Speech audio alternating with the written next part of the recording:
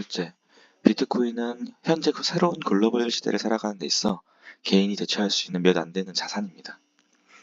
지정학과 관련된 부분인데 이 부분은 간단하게 설명하기엔 너무 빈약해 보이고 길게 설명하기엔 제가 관련 지식이 많지는 않아서 설명이 어렵네요.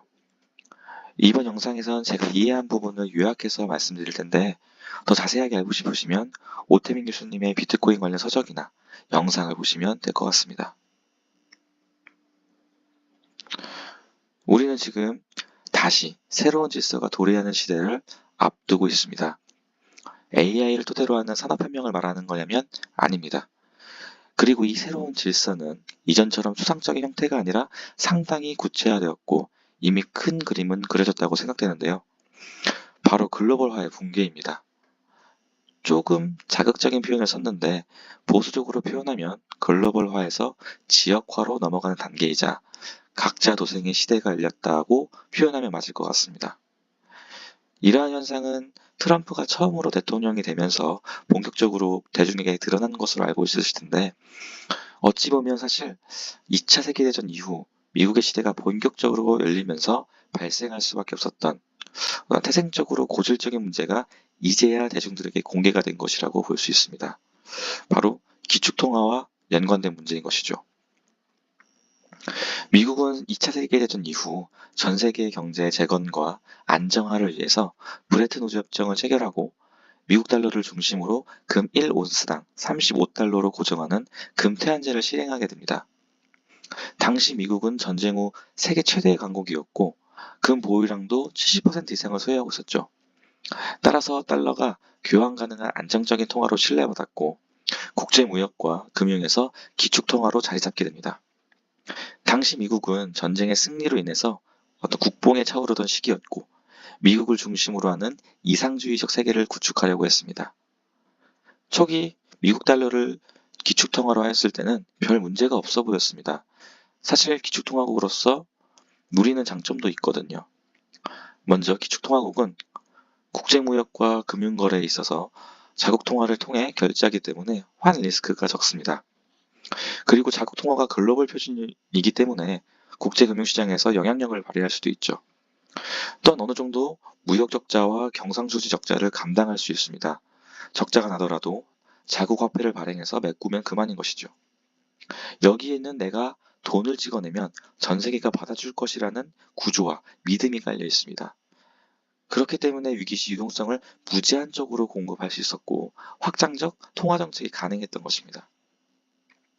그러나 곧 다양한 문제에 직면하게 되는데 대표적으로 트리핀의 딜레마가 있습니다. 트리핀의 딜레마란 간단히 이야기해서 기축통화국은 국내 경제 안정과 국제 유동성 공급이라는 이 두 가지 상충되는 목표를 달성하기 어렵다는 이론입니다. 이해를 돕기 위해 조금 더 설명하자면 다음과 같습니다. 달러가 기축통화로 지정되면서 웬만한 국제거래는 달러가 아니면 잘 받지 않게 되었습니다. 대표적으로 석유를 들 수 있겠죠. 그래서 각 나라들은 미국 달러를 계속 보유하게 됩니다. 그렇게 각 나라에서 미국 달러를 보유하는 것을 선호하게 되면 유통되는 달러가 부족해지고 그래서 미국 입장에선 전 세계 경제 성장과 유동성을 위해서 달러를 풀어야 하는 상황이 됩니다. 그리고 이 달러를 풀 때는 그냥 달러를 찍어서 각 나라에 뿌리는 게 아니라 미국이 각 나라에 물건을 수입하면서 달러를 지불하는 형태로 돈을 푸는 구조입니다. 결과적으로 미국은 수입은 계속해야 하고 수출은 줄어들 수밖에 없는 구조가 형성되겠죠. 사실 2차 세계대전 때만 하더라도 미국은 제조업 강국이었습니다. 전쟁의 승리 원인 중 하나를 방장 사기맵이라고 할 정도로 풍부한 천연저항을 바탕으로 단기간에 어마어마하게 군수물품을 뽑아낼 수 있었던 생산 능력을 꼽을 만큼 미국의 제조업 경쟁력은 상당했고 실제로 당시 세계 GDP의 40%를 미국이 차지하고 있었죠. 그런데 앞선 상황에 처하게 됨으로써 값싼 외국 제품이 미국 시장을 점령하였고 자국 제조업체들은 외국 제품과 경쟁하기 어려워지게 되어 장기적으로 제조업을 쇠퇴하게 됩니다. 이러한 불만이 본격적으로 드러나게 된 사건이 전통적인 민주당 텃밭이었던 러스트벨트에서 트럼프가 승리하게 된 결과로 이어지게 된 것이죠. 혹시 러스트벨트라는 단어를 모르는 분들을 위해서 간단하게 설명하면 오하이오, 미시간, 펜실베니아, 위스콘신 등 미국 북동부와 중서부 지역을 지칭하는 용어로 주로 자동차, 철강 등 제조업과 석탄, 그리고 기계 등 중공업이 번성했던 지역을 뜻합니다. 여기서 러스트는 녹이 쓸다라는 뜻으로 제조업 사태로 인한 경제적 침체를 상징하죠. 원래 러스트벨트는 노동조합과 중산층의 기반이 강했던 지역으로 민주당의 경제정책, 노동자 권리 보호라든가 복지 확대라든가 이러한 경제정책이 지지를 받았습니다. 그런데 1990년대 이후 제조업 쇠퇴와 함께 민주당이 환경보호와 자유무역협정 등을 추진하면서 러스트벨트 유권자들 사이에서 불만이 커지기 시작했습니다. 게다가 달러 강세나 무역 적자를 민주당에서 해결하지 못했다고 생각하는 분위기가 점점 커집니다. 이때 트럼프는 자국 우선주의와 보호 무역주의를 내세워 글로벌화와 자유무역 체제를 비판하기 시작하죠. 중국과 멕시코 탓이라는 단순한 메시지를 통해서 무역 적자와 제조업 쇠퇴의 원인을 외국으로 돌리고 미국 제조업 부활과 일자리 창출을 약속하며 러스트벨트 유권자들의 지지를 얻게 됩니다. 이는 러스트벨트 유권자들에게 공감을 얻으며 2016년 대선에서 핵심 주인 펜실베니아, 미시간, 위스콘신 등에서 승리하게 되고 결과적으로 공화당 승리로 이어지게 되죠. 트럼프가 당선하면서 미국은 조금씩 국제정세에서 발을 빼는 모습을 보입니다. 자국에 도움이 되지 않는 전쟁은 최대한 피하고 전세계 경찰이라는 타이틀을 지우려고 하죠.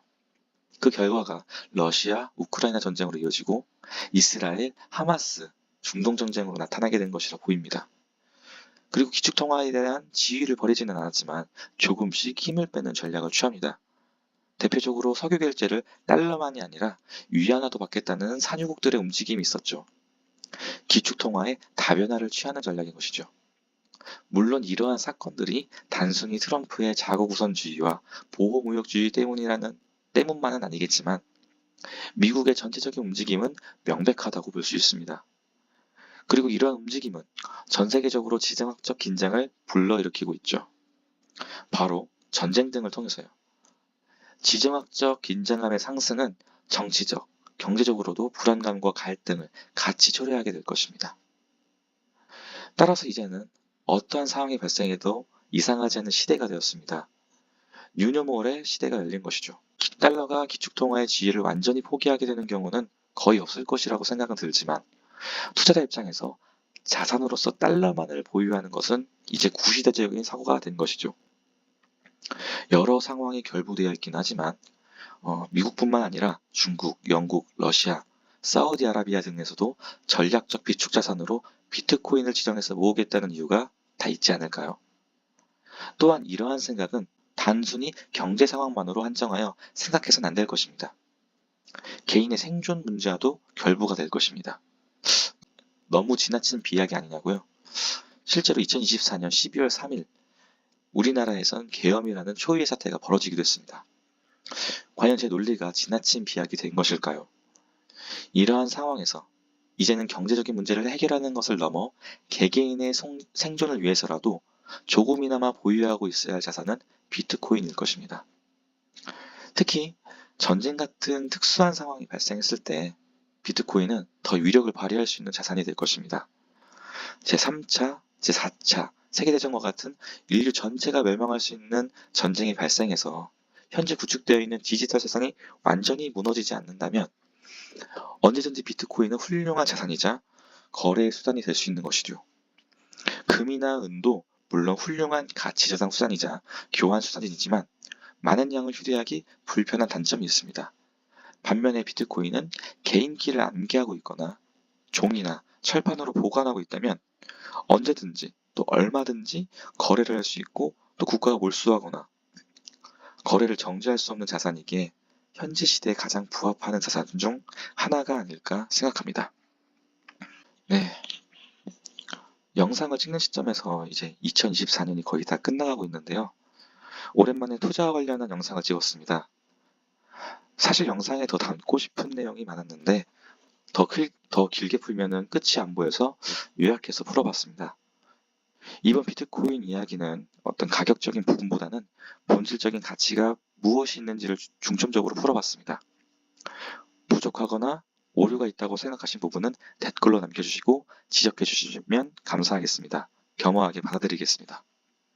영상 시청해 주셔서 감사합니다. 반응이 괜찮다면 또 다른 생각이 담긴 영상으로 찾아뵙겠습니다.